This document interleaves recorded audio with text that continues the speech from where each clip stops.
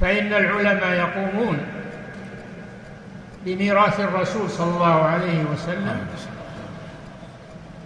ويقومون بهداية الأمة إلى الطريق الصحيح وإلى بر الأمان، فهم خلفاء الرسول صلى الله عليه وسلم. ولهذا قال: وإنما العلماء ورثة الأنبياء.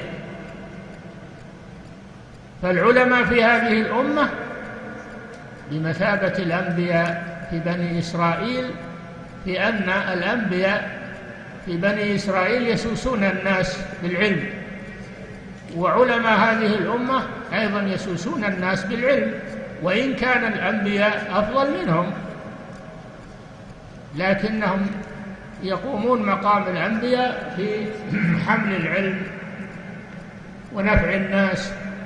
ونفع الناس به، تعليما وإفتاء ودعوة وإرشادا وتأليفا.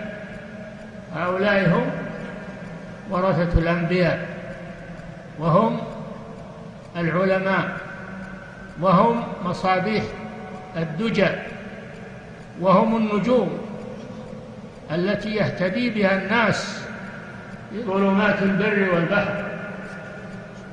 هؤلاء هم العلماء ورثة الأنبياء.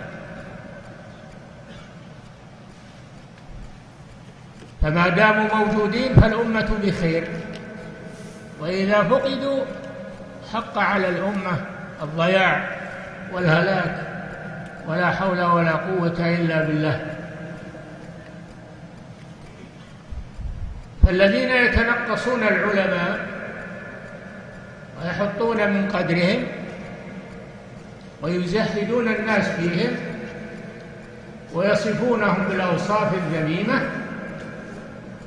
يصفونهم بالعمالة، يصفونهم بالمداهنة مع ولاة الأمة، مع السلاطين بزعمهم، يريدون أن يحولوا بين العلماء وبين الناس حتى تسنح لهم الفرصة في نشر الأفكار الخبيثة، ولا يقبل من العلماء بيان لهذه الأفكار وهذه الشبهات.